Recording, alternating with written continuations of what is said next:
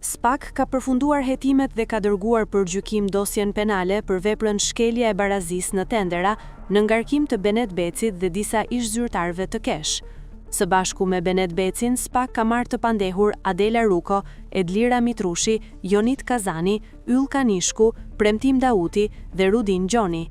Çështja lidhet me disa procedura prokurimi të zhvilluara nga Kesh në periudhën kur institucioni drejtohej nga Benet Beci, i cili në atë kohë mbante detyrën e administratorit të korporatës dhe sot ushtron mandatin e kryebashkiakut të Shkodrës.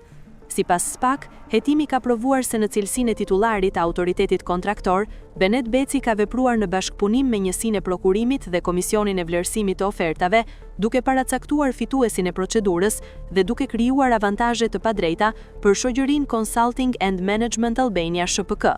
Prokuroria e posaçme thekson se barazia mes operatorëve ekonomik është cënuar përmes ndërhyrjeve të drejtpërdrejta në procesin e vlerësimit, duke favorizuar një subjekt të vetëm në kundërshtim me ligjin për prokurimet publike. Një element kyç i hetimit ka qenë përdorimi i teknikave të posaçme të hetimit dhe analiza e provave materiale të sekuestruara gjatë kontrollit në banesën e Evis Berberit, i pandehur në një procedim tjetër penal. Këto prova kanë ndihmuar SPAK të zbardhjen e skemës së ndjekur për manipulimin e tenderit. Sipas dosjes, veprimet e të pandehurve nuk përbëjnë shkelje administrative, por një skemë të strukturuar bashkëpunimi për të deformuar garën dhe për të garantuar fitoren e një kompanie të paracaktuar.